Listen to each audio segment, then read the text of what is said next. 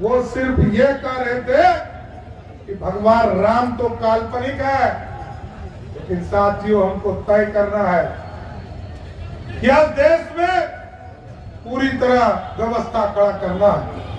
और आपने देखा किस तरह मोदी जी ने भारत के बच्चे को सेफ पैसेज देकर भारत लाया, क्योंकि आपने एक मजबूत सरकार बनाया।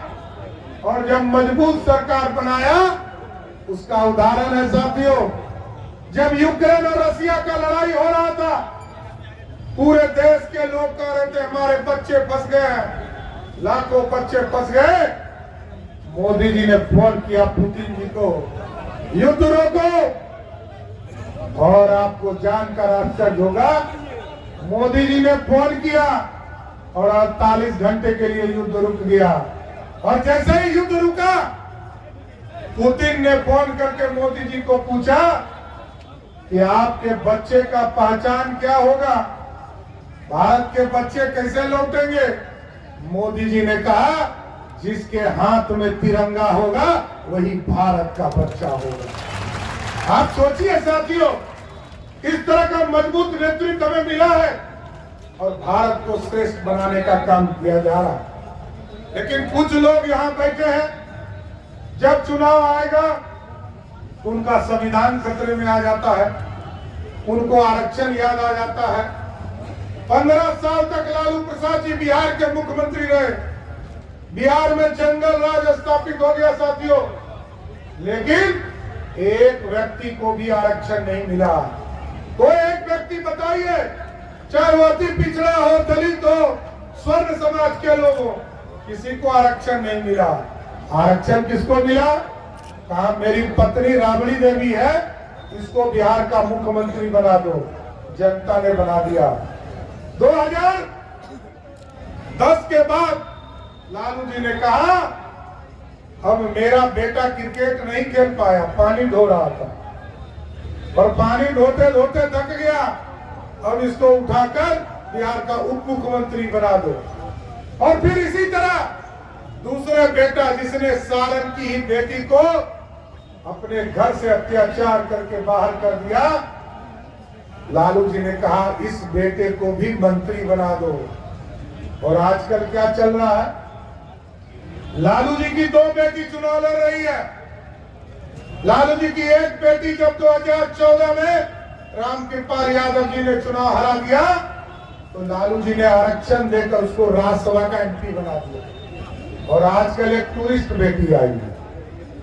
जब देश बिहार में जंगल राज था, तो बिहार के लोगों को तो पलायन करना ही था। लालू जी के बेटा बेटी भी पलायन कर गए थे। आज मोदी और नीतीश की जोड़ी स्थापित है, तो उनकी बेटी भी वापस आ रही है। यही है भारत, और ये भारत श्रेष्ठ बनाना है। और क्योंकि मैंने इसलिए कहा कि विजया लक्ष्मी जी जब चुनाव जीत कर जाएगी तो एक मजबूत सरकार बनाएंगे। और साथियों आज देखिए, दुनिया में भारत का डंका क्यों बज रहा है? इसलिए कि भारत ने मेक इन इंडिया का सपना देखा। पहले अंग्रेज आए, सोने की चिड़िया कहा जाता था भारत को। और जब अंग्रेज आए तो 2 वर्ष तक, इस 200 वर्षों तक भारत को लूटा। उसके पहले मुगल आए साथियों, 400 वर्षों तक मुगलों को लूटने का काम किया।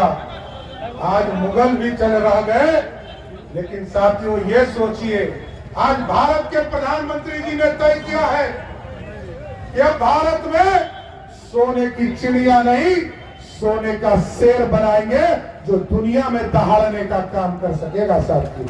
ये भारत बनाना।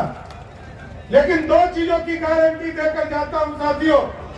अभी हमको प्रधानमंत्री जी के कार्यक्रम में भी जाना और यहां से महाराजगंज के चुनाव प्रचार में भी जाना, लेकिन मैं जरूर 2 गारंटी देता हूं बिहार की सरकार आदरणीय नीतीश कुमार की नेतृत्व में जो चल रहा। 2 चीजों को ध्यान रखिएगा।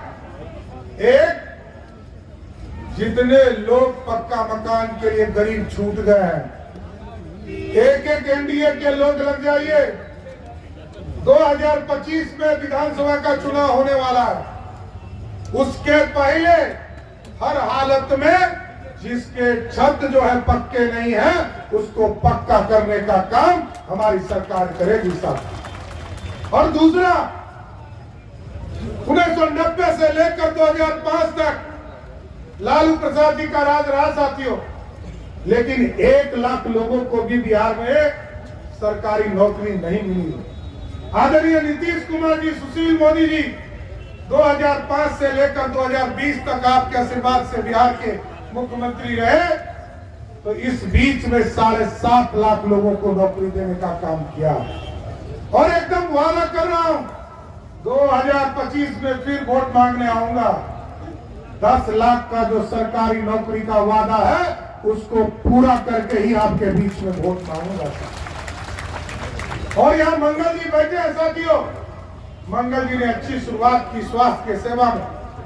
हम भी 15 दिनों तक स्वास्थ्य मंत्री के तौर पर काम कर रहे, लेकिन जो मंगल जी ने रेखा खींची है उसको आगे बढ़ाने का काम किया। और जिस तरह मोदी जी ने घर दिया, पानी दिया, बिजली दिया, मोदी जी ने शौचालय दिया, मोदी जी ने अनाज दिया खाने के लिए, अब हम लोगों ने तय किया है जिन जिन लोगों को अनाज मिल रहा है वो हॉस्पिटल जब जाए, कभी गलती से जाए, भगवान करे कि नहीं जाना, लेकिन यदि जाना पड़े तो इस देश के लगभग 60 करोड़ लोगों को, और बिहार में हम लोगों ने 1 करोड़ 21 लाख परिवार, मतलब मोदी जी ने 6.5 करोड़ लोगों को और नीतीश कुमार जी की नेतृत्व वाली सरकार ने